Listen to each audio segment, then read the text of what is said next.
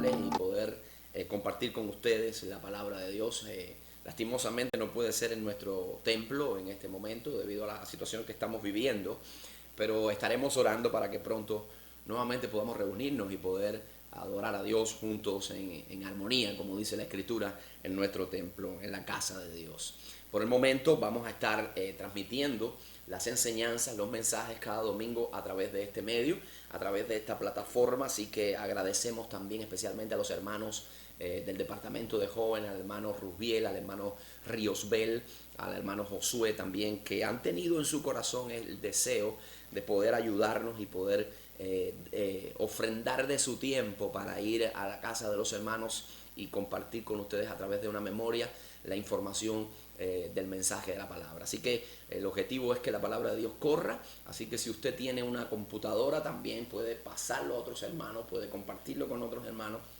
El objetivo es que el cuerpo de Cristo, la iglesia, pueda ser edificada y fortalecida. Más adelante vamos a estar teniendo un poquito más de estructura a la hora de poder difundir la información, así que vamos a tener lugares donde los hermanos que no tienen computadora puedan acercarse con una memoria y recibir allí la información. Los hermanos que reciben, quiero darle esto de manera de anuncio, los hermanos que reciben la información por WhatsApp van a continuar recibiendo, hermanos que son de otras congregaciones, van a seguir recibiendo la información a través del audio, el formato de audio, y no se preocupen que vamos a tratar de reducirlo a la mayor mega posible. Ustedes saben lo que conocen acerca de tecnología, acerca de esto, así que no va a tratar de ocupar mucho peso en la plataforma de WhatsApp. También vamos a estarlo subiendo, Dios mediante, a YouTube, así que los hermanos que son de otras naciones que van a estar, que también escuchan el mensaje, pues van a poder acceder a él de manera de video por YouTube. Así que puede suscribirse si no se ha suscrito al canal Pastor Henry Mayor, ese es el canal de YouTube, y poder seguir tomando de ahí la información. Bueno, vamos a la palabra de Dios en esta ocasión, y quiero compartir un texto que se encuentra en el Evangelio de Juan, capítulo 11. Evangelio de Juan, capítulo 11, la resurrección de Lázaro es la temática que estaremos abordando. Y vamos a estar leyendo a partir del verso 1 en adelante. Lo que vamos a hacer es ahorrar un poquito de tiempo y vamos a estar saltando en algunos momentos la lectura. Así que vamos a leer del verso 1 al 11 y luego vamos a saltar al 20 y 27 y seguidamente vamos a ir al 38 y luego, o sea, ya al final al verso 44, donde ya termina la narración de la resurrección de Lázaro. Así que el tema que vamos a estar compartiendo tiene un título: Anclados a Jesús a pesar de las tragedias. Anclados a Jesús a pesar de las tragedias. Realmente hemos estado viviendo días muy difíciles, hemos estado recibiendo información muy fuerte, muy difícil, muy dura, muy dolorosa, y estamos viviendo momentos que ameritan un tema como este y que nosotros podamos entender la verdad bíblica y podamos entender la persona de Jesús y poder aferrarnos a Él, poder anclarnos a Él como el ancla que sostiene nuestra vida. Así que vamos a la lectura de la palabra de Dios. Dice la palabra: estaba entonces enfermo uno llamado Lázaro, de Betania, la aldea de María y de Marta, su hermana. María, cuyo hermano Lázaro estaba enfermo, fue la que ungió al Señor con perfume y le enjugó los pies con sus cabellos. Enviaron pues las hermanas para decir a Jesús: Señor, he aquí el que amas está enfermo. Oyéndolo Jesús dijo: esta enfermedad no es para muerte, sino para la gloria de Dios, para que el Hijo de Dios sea glorificado por ella. Amaba a Jesús a Marta, su hermana, y a Lázaro. Cuando oyó pues que estaba enfermo, se quedó 2 días más en el lugar donde estaba. Luego, después de esto, dijo a los discípulos: vamos a Judea otra vez. Le dijeron los discípulos: Rabí, ahora procuran los judíos apedrearte y otra vez vas allá. Respondió Jesús: ¿no tiene el día 12 horas? El que anda de día no tropieza porque ve la luz del mundo, pero el que anda de noche tropieza porque no hay luz en él. Dicho esto, les dijo después: nuestro amigo Lázaro duerme, mas voy a despertarle. Verso 20 dice: verso 20 dice, entonces Marta, cuando oyó que Jesús venía, salió a encontrarle, pero María se quedó en casa. Y Marta dijo a Jesús, Señor, si hubieses estado aquí, mi hermano no habría muerto. Mas también sé ahora que todo lo que pidas a Dios, Dios te lo dará. Jesús le dijo, tu hermano resucitará. Marta le dijo, yo sé que resucitará en la resurrección en el día postrero. Le dijo Jesús, yo soy la resurrección y la vida, y el que cree en mí, aunque esté muerto, vivirá. Y todo aquel que vive y cree en mí no morirá eternamente. ¿Crees esto? Le dijo, sí, Señor, yo he creído que tú eres el Cristo, el Hijo de Dios, que has venido al mundo. Gloria al Señor. Vamos al verso 38 entonces. Jesús, profundamente conmovido, otra vez vino al sepulcro. Era una cueva, tenía una piedra puesta encima. Dijo Jesús, quitad la piedra.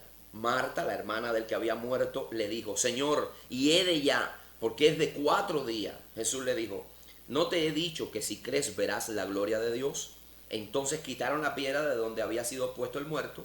Y Jesús, alzando los ojos a lo alto, dijo, Padre, gracias te doy por haberme oído. Yo sabía que siempre me oyes, pero lo dije a causa de la multitud que está alrededor, para que crean que tú me has enviado. Y habiendo dicho esto, clamó a gran voz, Lázaro, ven fuera. Y el que había muerto salió atado las manos y los pies, con vendas y el rostro envuelto en un sudario. Y Jesús le dijo, desatadle y dejadle ir. Gloria al Señor. Verdaderamente, amados hermanos, el Evangelio de Juan es una joya que enriquece no solamente el intelecto de aquel lector que con devoción llega a él, sino también enriquece el espíritu, fortalece nuestro espíritu, nutre nuestra alma. Es un evangelio escrito por el apóstol Juan, o sea, por el discípulo amado, como también lo conocemos, y supuestamente lo escribió desde la ciudad de Éfeso.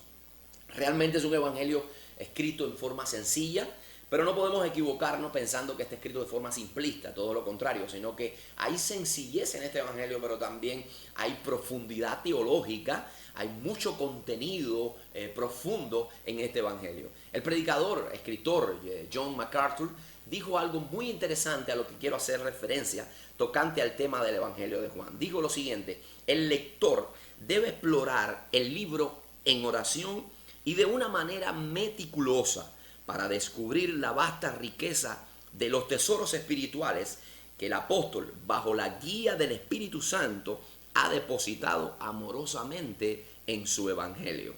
Bueno, realmente es un evangelio poderoso que toca lo más profundo de nuestro corazón. Habla de manera muy clara de la obra de Cristo y lo hace de una manera muy sistemática, muy clara para edificar. Es por esa razón que muchas veces a las personas que recién comienzan sus pasos en la fe, pues se les orienta leerse el Evangelio de Juan.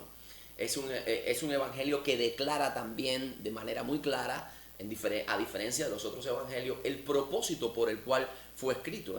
En el capítulo 20, versículo 31, dice la razón por la cual fue escrito. Dice, y esto fue escrito precisamente para que creáis que Jesús es el Hijo de Dios y para que creyendo tengan vida en su nombre, tengáis vida en su nombre.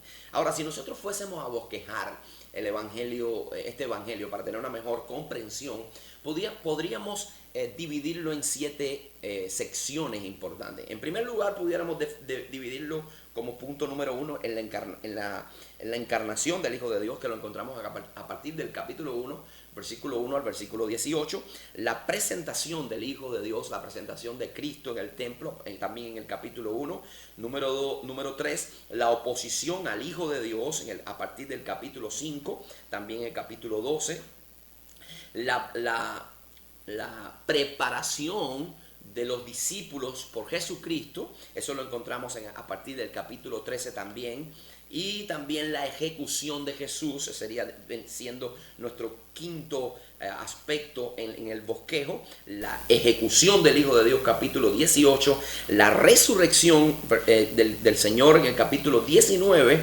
y finalmente las conclusiones que se dan en el capítulo 21.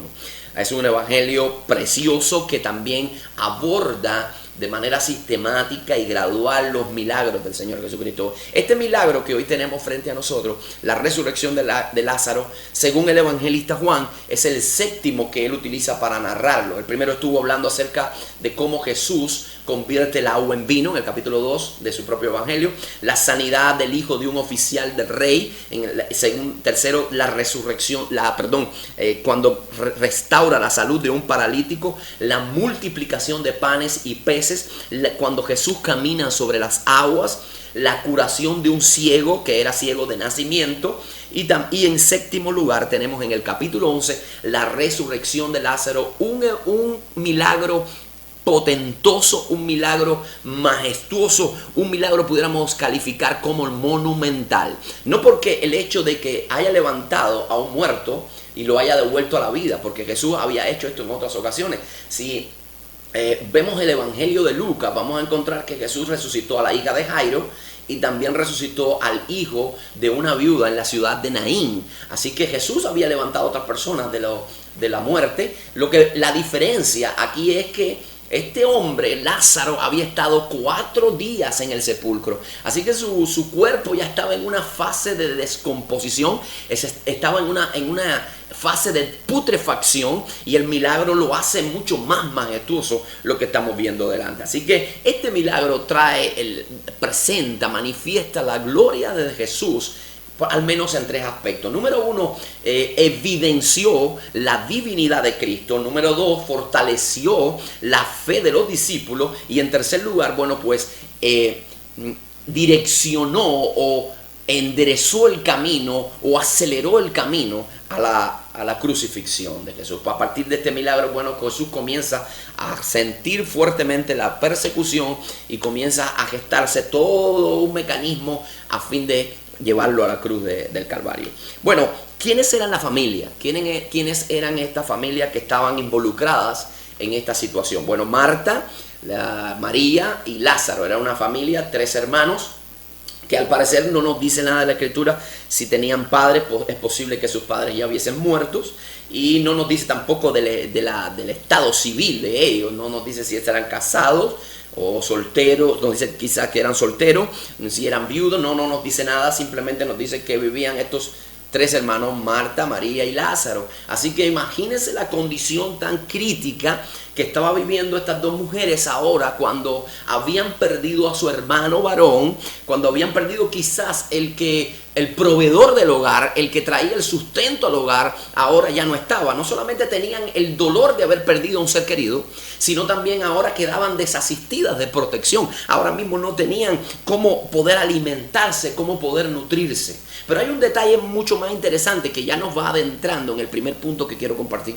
con ustedes en esta ocasión. Y es que esta familia tenía una relación muy especial con Jesucristo. Esta era una familia que tenía una comunión con Cristo. Jesús amaba a esta familia, Jesús tenía comunión con esta familia, ellos amaban a Jesús, ellos apreciaban a Jesús. Cuando usted estudia el evangelio de Lucas, usted se va a encontrar que Jesús también visitó a esta familia en una ocasión, y ahí se nos recrea toda una historia de cómo Marta estaba preparando una cena para Jesucristo, y cómo María se sentó a los pies de Jesús para estar escuchando las enseñanzas que Jesús estaba transmitiendo, los principios que él estaba enseñándole. Así que había una relación con esta familia, y eso nos lleva a nuestro primer punto. Y nuestro primer punto en esta ocasión es que también los piadosos, también las personas que conocen a Jesús, en ocasiones son azotadas por el dolor, son azotadas y visitadas por la angustia. También pasan momentos adversos. Una familia que conocía a Cristo, una familia que se relacionaba con Cristo, ahora le había tocado transitar por el agudo dolor de una pérdida. Ahora estaban pasando por un desierto de angustia. Habían perdido a su hermano. Sin embargo, ellas conocían a Jesús. Sin embargo, no estaban pasando por esto por un pecado oculto. Ellos no estaban pasando por esta situación porque había cierta maldición generacional. No estaban viviendo un momento como este tan doloroso y tan angustioso. ¿Por qué? Porque era un juicio de Dios sobre la vida de ellos. Todo lo contrario. Parece que ellos tenían una relación preciosa con Jesús.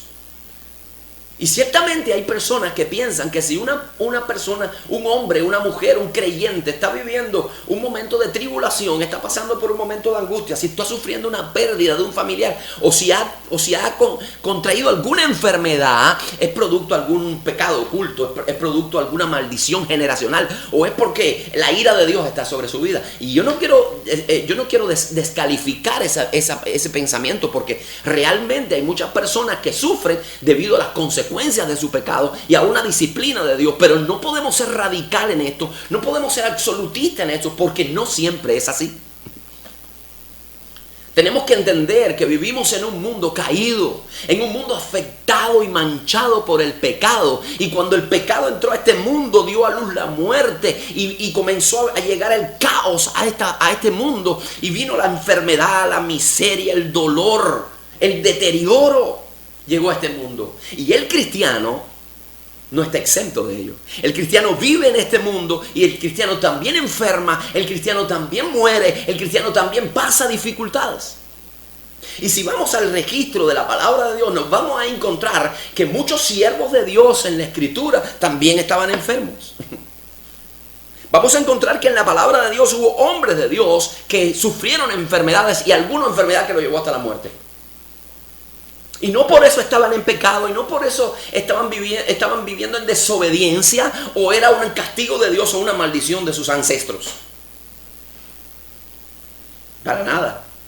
Cuando nosotros estudiamos al apóstol Pablo, vamos a encontrar que en una de las cartas que él escribe a su hijo espiritual, Timoteo, específicamente en su primera carta, capítulo 5, versículo 23, él le dice a Timoteo: ahora, Timoteo, escúchame, hijo, no bebas más agua, sino toma un poco de vino. Toma un poco de vino debido a tus frecuentes y continuas enfermedades a causa de tu estómago.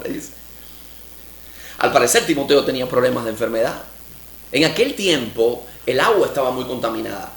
En aquel tiempo no había purificadoras de agua ni nada por el estilo. Así que el agua estaba muy contaminada y por lo general se convertía en un agente transmisor de enfermedades.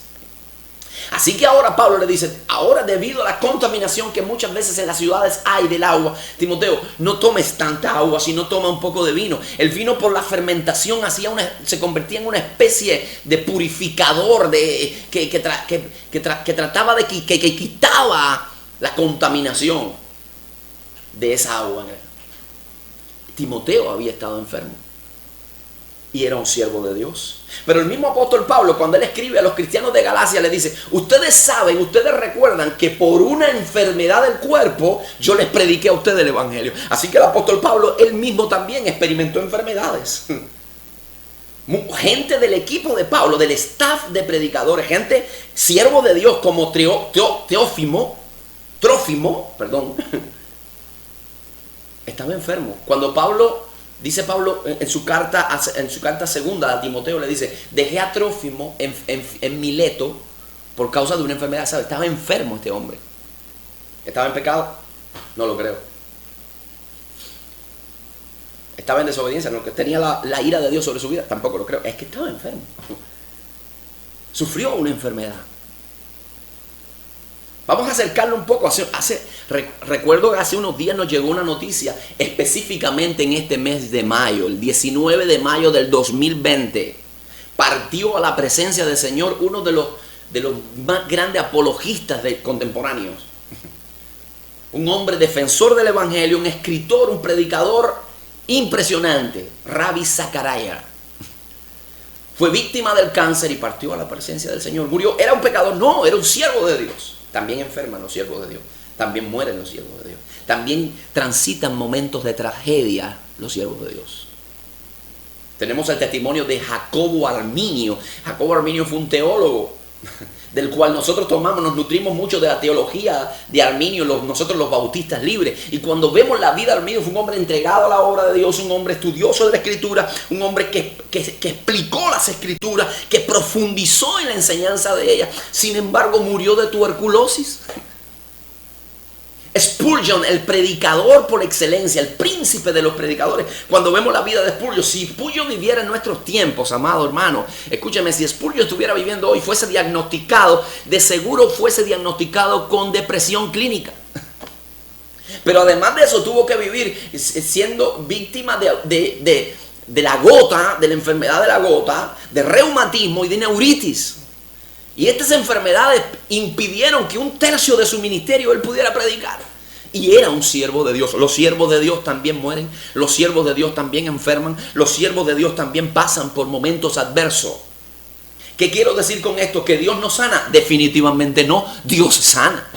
¿Qué quiero decir con esto? Que no tenemos que orar. ¿Por qué? Porque la gente enferma y no se puede orar porque van a morir de todas maneras. No, tenemos que orar y tenemos la Biblia que nos da testimonio de que la oración del justo puede mucho. Tenemos la Biblia que nos da testimonio de que Dios es sanador, hacedor de milagros.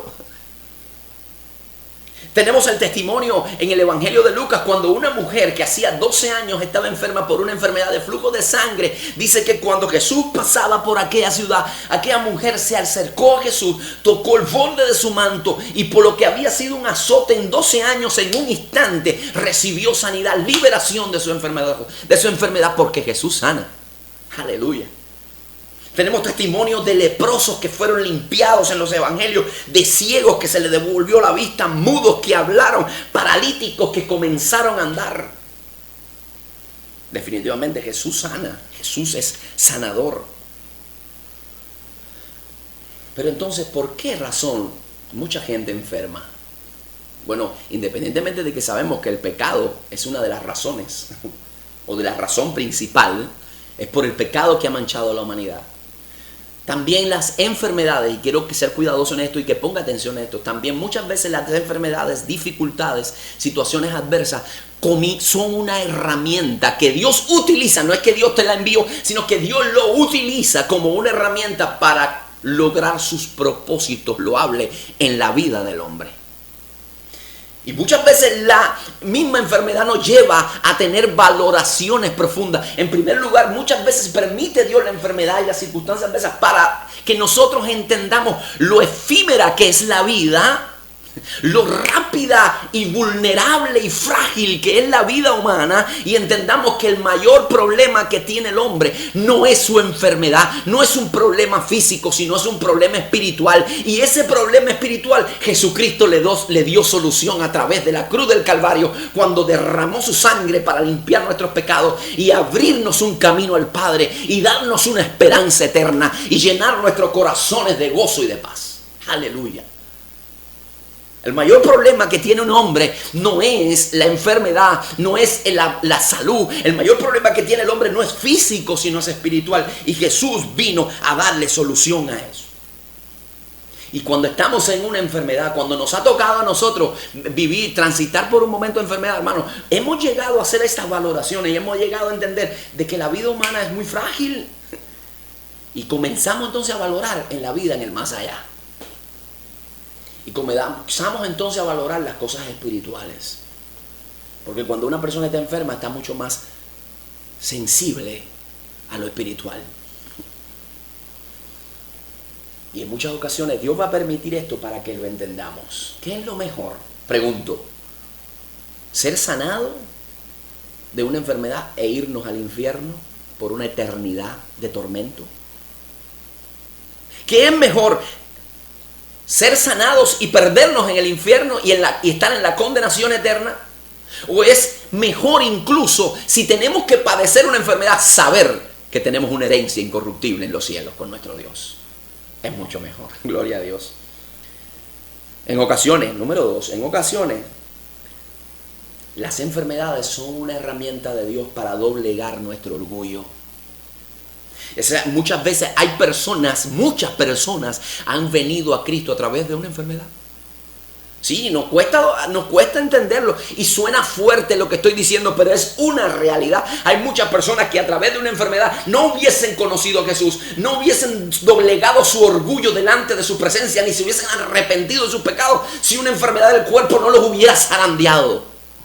Pero cuando los zarandeó esa enfermedad, llegaron a los pies de Jesucristo, dijeron: Señor, tú únicamente eres mi Salvador, tú únicamente me puedes sacar de esta situación, ayúdame, límpiame, purifícame, sálvame.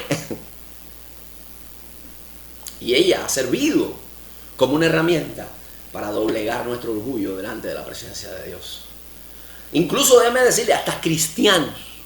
Hay cristianos que han vivido una vida licenciosa, hay cristianos que han estado en decadencia espiritual, han estado en una tibieza total, pero cuando ha llegado alguna enfermedad ha sido la herramienta que Dios usó para zarandearlo y para despertarlo, hacerlo reaccionar y que nuevamente su fe se enderezara, su fe se encauzara a Dios y comenzaran a tener nuevamente el fuego, el fervor de la devoción a Dios. Y todo fue debido a una enfermedad que se convirtió en una aliada para cumplir los propósitos de Dios en nuestra vida.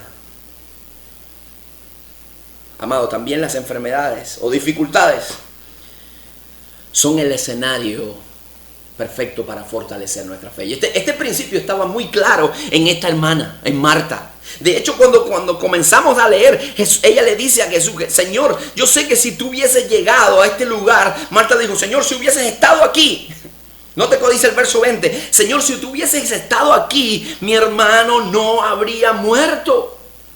Verso 21.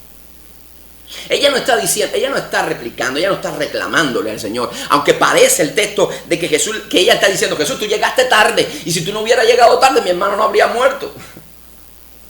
No, ella está teniendo una expresión de fe. Ella está diciendo, Señor, yo sé que en ti hay tanto poder. Yo sé que en ti está el poder para que si tú hubieses estado en este lugar, mi hermano no hubiera llegado a esta condición, porque estoy segura de que tú lo hubieses sanado.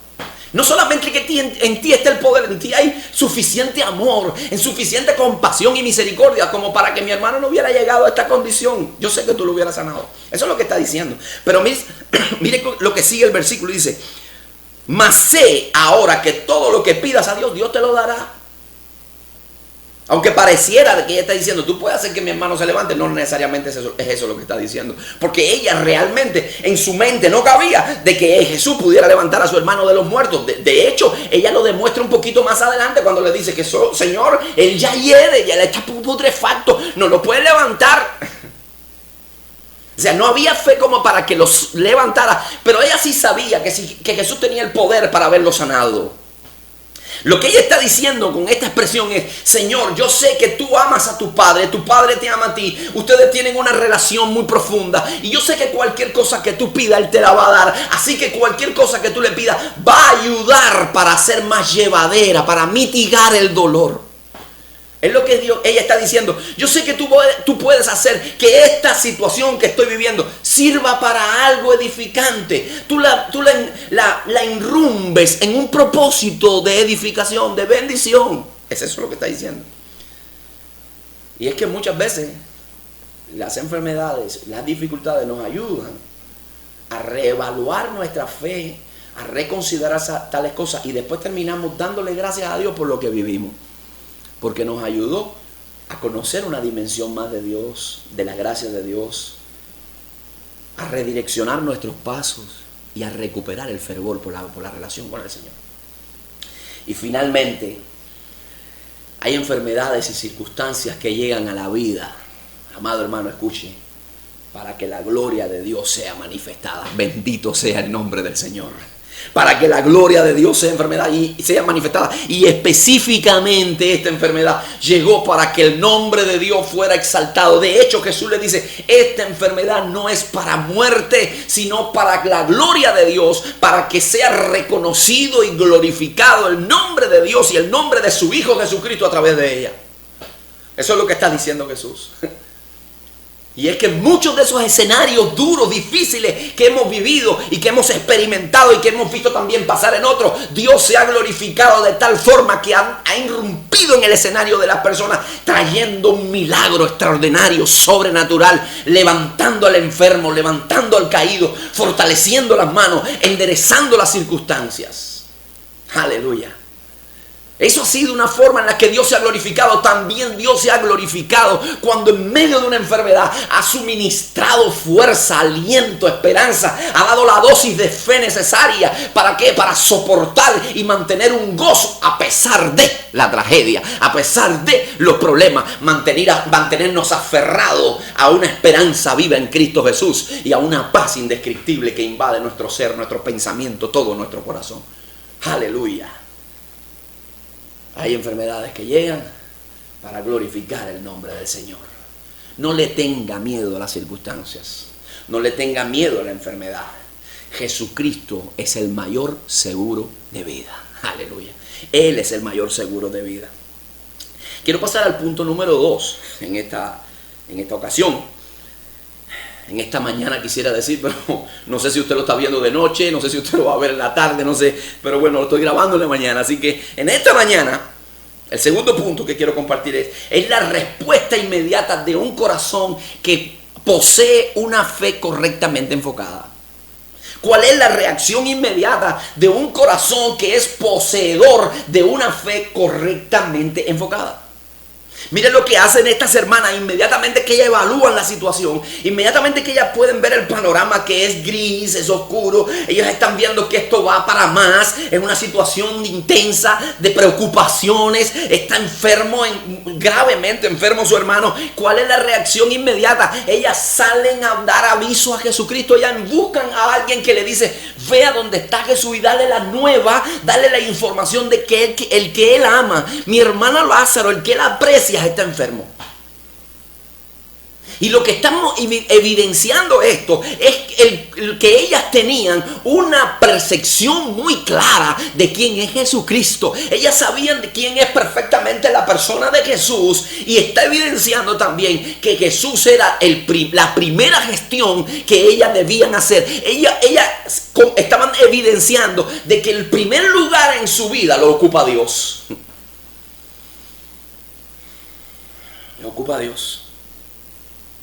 Amado, ante cualquier circunstancia, por difícil que sea, por adversa que sea, la primera gestión que nosotros debemos hacer es buscar a Dios, es buscar al Señor.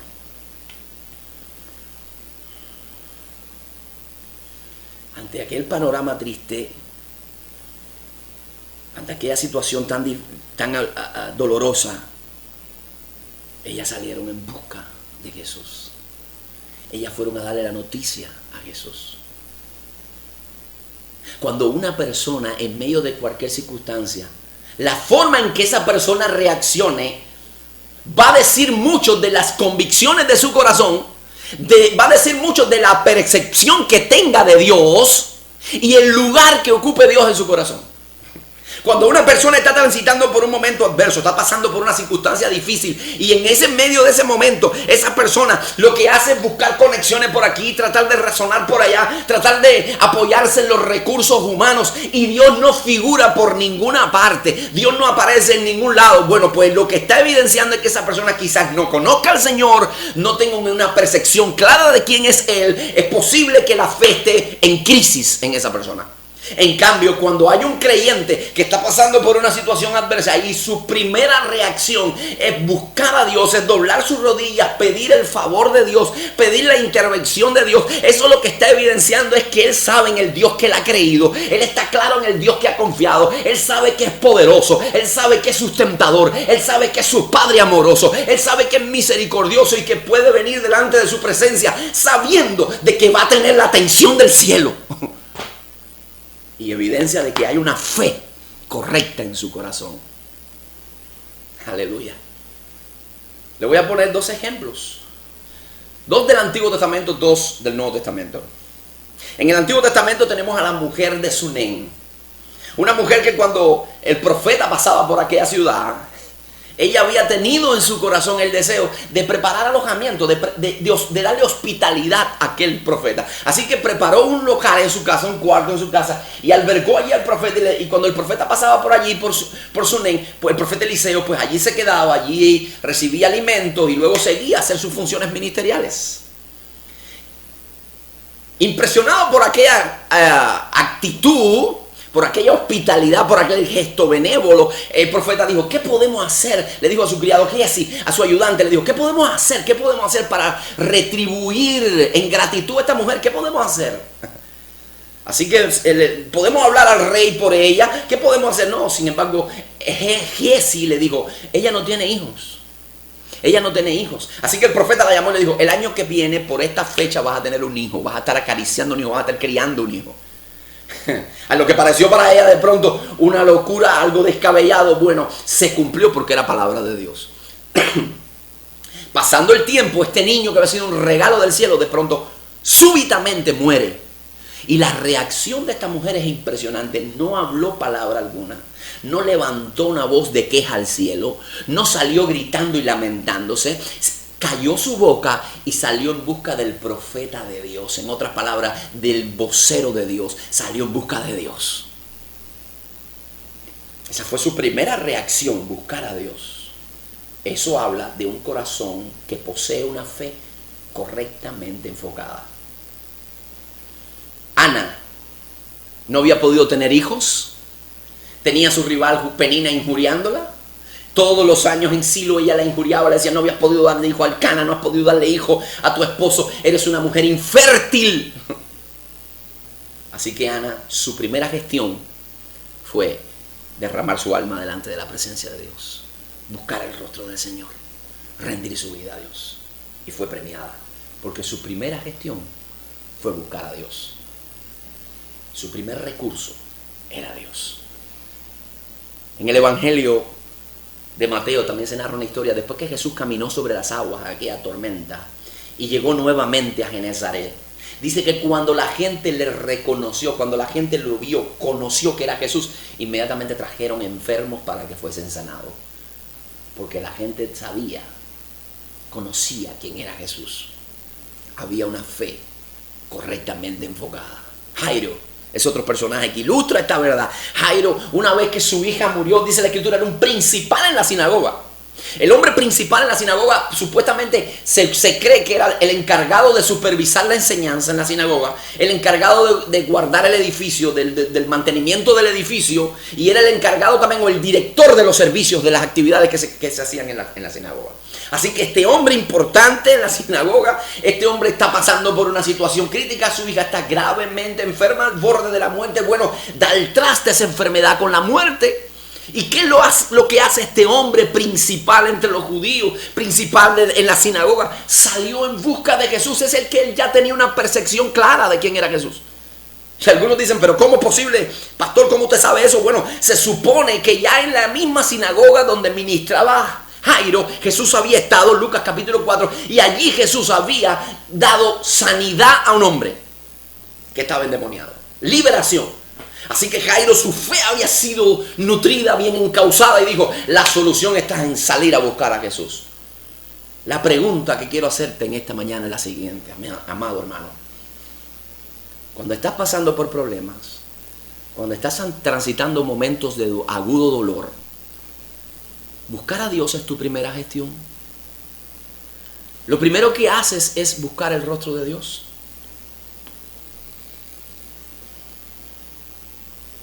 ¿En qué lugar en tus prioridades, cuando estás pasando por problemas, está Dios? ¿En qué sitio del 1 al 10 lo puede ubicar usted?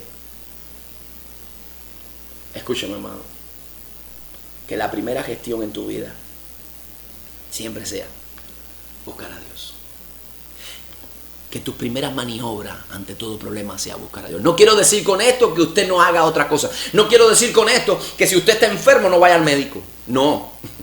No quiero decir con esto que si usted tiene problemas en la economía no haga algo al respecto. Lo que estoy queriendo decirle es que antes de hacer cualquier cosa, primero busque a Dios. Luego todo lo demás. Busque a Dios primero. Y que sea Dios la primera gestión en tu vida. Punto número 3, quiero compartir con ustedes. No vamos a terminarlo, pero lo vamos a dejar para el próximo domingo. Pero al menos voy a desarrollarlo. La lección detrás del retraso del viaje. Note que inmediatamente que le dan esa información a Jesús, Jesús se detiene. Le dice: Señor, Lázaro, el que tú amas, está enfermo gravemente. Posiblemente ya Lázaro había estado muerto cuando le dieron esa información a Jesús. Ya Jesús sabía acerca de eso. De hecho, él mismo habla del asunto en los versos 11 y 13. Él dice: nuestro hermano Lázaro ha muerto y yo voy para despertarle. Él sabía que cuando la información había llegado, ya Lázaro no estaba vivo. Él sabía la gravedad del asunto. Y aún así, se queda 2 días más, dice la Escritura. Y cuando Jesús recibió eso, se quedó 2 días más. La pregunta que podemos hacer: bueno, ¿Jesús amaba a Lázaro? ¿Lo amaba? ¿Le importaba en verdad Lázaro? Bueno, sí lo amaba. La escritura dice, el que amas está enfermo. La escritura nos da a entender de que él tenía una relación preciosa con esta familia. Había tocado su corazón, había intimado con ellos. Él los amaba. Y dice el verso 5 de esta porción también dice, y amaba a Jesús, a Marta, a su hermana y a Lázaro. Así que no era cuestión de que no le interesara a Lázaro. Claro que le interesaba. De hecho, cuando vemos todo el desarrollo de la historia, vamos a ver que sí le importaba y mucho, al punto que Jesús lloró delante de la tumba de Lázaro, se compungió en espíritu delante de aquella situación y lo levantó de los muertos. Así que no, el asunto no era de que Jesús no lo amara, no le importara. No, sí le importaba. Ahora, hay un detalle importante. Y es que quiero que tú evalúes esto desde la perspectiva de las dos hermanas. Porque hay una enseñanza preciosa en el retraso de Jesús. Y es que cuando nosotros, pónganse en la sandalia de Marta y de María. Cuando nosotros pedimos una cosa, pedimos algo al Señor, traemos una petición, traemos una súplica urgente delante de la presencia de Dios y no llega en el momento que nosotros esperamos o cuando nosotros queremos, eso no significa que Dios no nos ame. No significa que Él no nos ame. Y yo le digo esto porque yo sé que el enemigo es malo y trabaja para destruir la fe en el corazón del hombre.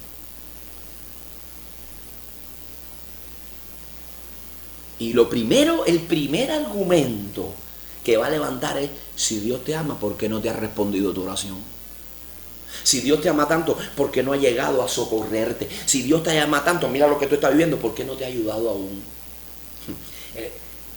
Y si seguimos el juego, podemos caer en su trampa y podemos ser intoxicados por el desánimo, por la incredulidad, por la depresión y consecuentemente podemos hasta perder nuestra salvación.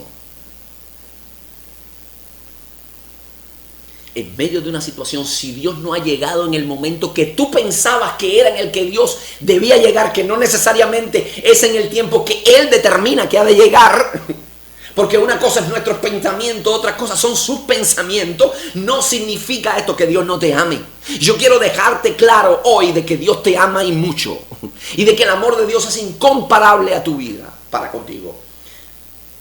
Quiero decirte en primer lugar varias formas de ver ese amor y varias maneras breves de ver el amor de Dios para contigo que me estás viendo, que me estás escuchando. Es que el amor de Dios nos ha amado hasta el fin.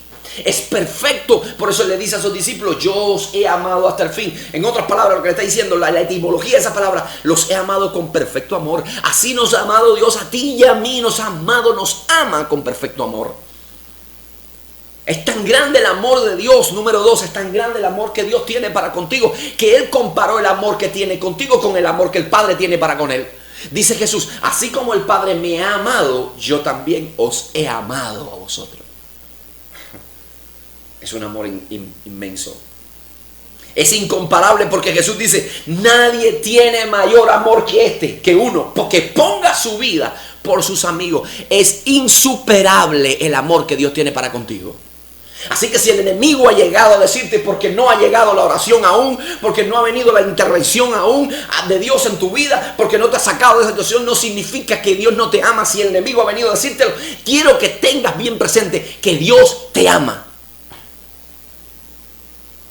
Y es insuperable su amor. A pesar de cualquier situación, el amor de Dios es inseparable, ¿no?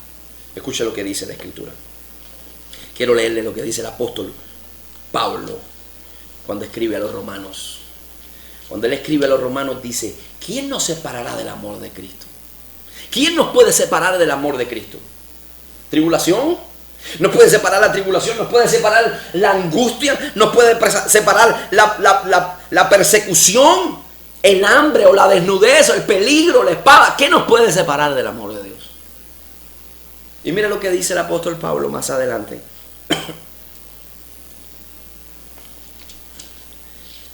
Dice el apóstol Pablo, por lo cual estoy seguro, verso 38 y 39 del capítulo 8 de los Romanos, dice, por lo cual estoy seguro de que ni la muerte, ni la vida, ni ángeles, ni principados, ni potestades, ni lo presente, ni lo porvenir, ni lo alto, ni lo profundo, ni ninguna otra cosa creada nos podrá separar del amor de Dios que es en Cristo Jesús, Señor nuestro. Nada te puede separar del amor de Dios. El amor que Dios tiene para contigo es inseparable, es eterno. Dice la Escritura: con amor eterno te he amado y he prolongado sobre ti mi misericordia. Es sacrificial al punto de que, siendo nosotros pecadores, Cristo murió por nosotros. Cuán amor nos ha dado el Padre a darnos a su Hijo Jesús. Escuche bien, amado, nunca dude del amor de Dios. Lo que más anhela el diablo es que tú dudes de ese amor, porque te va a deprimir, porque te va a reducir a una cosa en vez de una persona. Va a robar tu valía, va a robar tu autoestima, va a robar tu eternidad. Tú eres amado por Dios. Dios te ama con amor eterno. Ahora,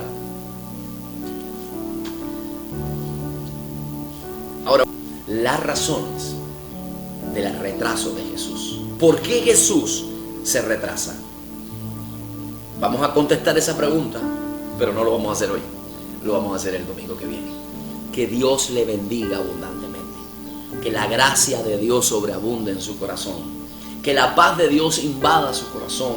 Y que esta palabra pueda llenar su alma, su espíritu, fortalecerle y equiparle para la obra de Dios. Que el Señor le bendiga abundantemente.